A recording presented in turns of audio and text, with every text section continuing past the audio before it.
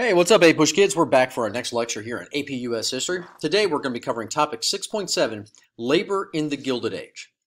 Our learning objective today is 6E, explain the socioeconomic continuities and changes associated with the growth of industrial capitalism from 1865 to 1898. Now, up to this point, we've been talking about some of the implications of the rise of large businesses during this particular time. And today we're going to be focusing on the impact of large businesses on the labor. Leading us to key idea number 1. Labor and management battled over wages and working conditions, with workers organizing local and national unions and or directly confronting business leaders. Now, one of the things that we've been talking about up to this point is how large-scale businesses were not exactly treating their workers in the best way. One of the ways that they treated their workers unfairly was through low wages, long hours, and oftentimes dangerous working conditions. In response to these, many workers joined labor unions to collectively bargain for improvements. We're going to run through a few of the major different unions that organized during this particular time and go through some of their successes, failures, and leadership. The first labor union in the United States was the Knights of Labor. Now, the Knights of Labor was unique to unions that would arrive later on, in that it was open to all workers, regardless of their race, their gender, or their skill, meaning that blacks and whites could join the labor union, as you see in the image to the bottom left-hand side. It also included women as well as skilled and unskilled laborers. However, it was not entirely successful. The reasons the Knights of Labor were not incredibly successful was because they were accepting of everybody, all skills especially. Because of this diluted their particular power, and when they attempted to go on strike, especially their unskilled workers, this often ended in failure. Another major union at this time was the American Federation of Labor. The American Federation of Labor was the most successful union of the time, and it was led by the man that you see pictured on the right-hand side. His name is Samuel Gompers. Unlike the Knights of Labor, the American Federation of Labor only included skilled workers, and it used what we called collective bargaining to gain better pay, shorter hours, and better working conditions for its union members. Not on the slide, but incredibly important for you to know, is that these three goals are collectively referred to as bread and butter unionism. It's called bread and butter unionism because these are basic necessities. These are the basic things that unions want and unions need to be able to have, union workers need to be able to have. Therefore, just like bread and butter, very basic things, this is what unions wanted to be able to do. Now, most workers at this time were unskilled, and they were ineligible to join the American Federation of Labor. And thus, by the end of the Gilded Age, only 4% of all American workers were unionized.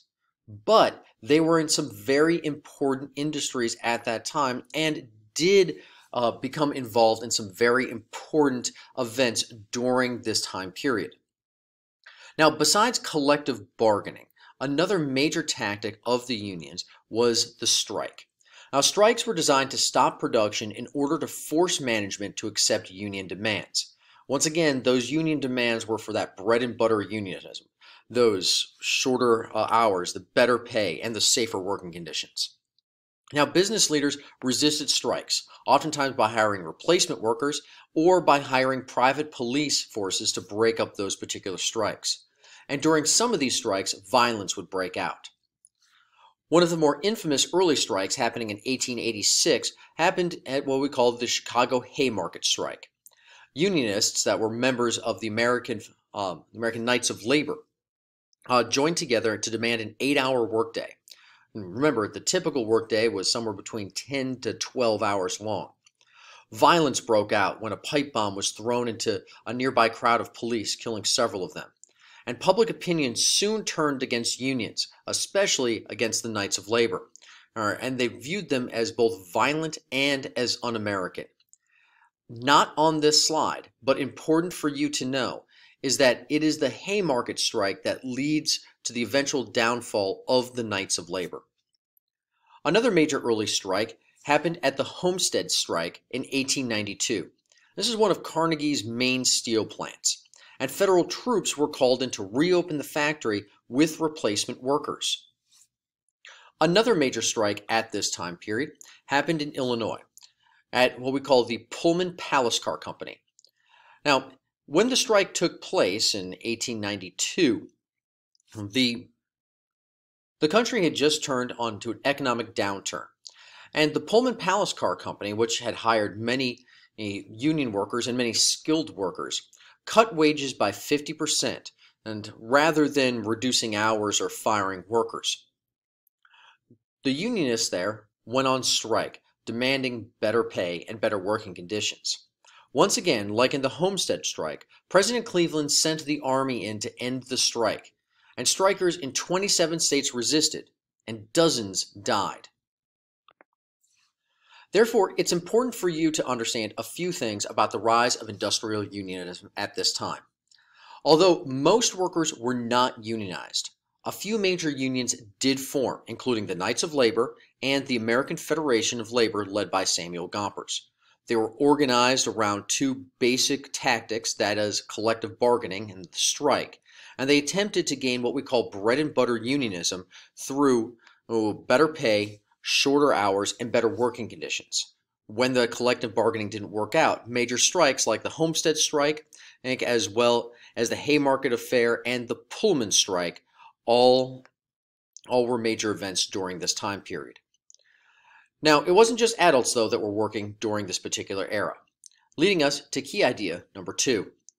We do see that the industrial workforce expanded and child labor increased during this time period. Now, generally speaking, industrial capitalism depended on child labor. Often coming from poor immigrant families, children oftentimes needed to work to help support their families. And for industrialists, children were cheap to employ and often could do work that their parents could not do, oftentimes because of their smaller hands and smaller stature. Typically, children were most heavily employed in the mining and textile industries. We can see some images of some of those children in the images here. The kids on the left-hand side are working in the mining industry, and the child in the center picture is working in the textile industry. She would have been known as a bobbin girl. Her job within this particular textile plant was to change the bobbins of thread and as they became spooled on the machines. She would also be in charge of making sure the machine unjammed if there was ever a problem. These could be dangerous jobs and led to, unfortunately, more than just a few pinched fingers. These children often worked long hours, just like their parents did, and for many of them, school was out of the question for most children at this time. Well, that comes to the end of today's lecture. What we want to understand is how the workforce responded to the growth of industrial capitalism, both by the parents in joining unions and their eventual strikes, but also by the growth of the children laborers during this particular time. Now, don't forget to smash that like and subscribe button, and until next time, and as always, go Pack.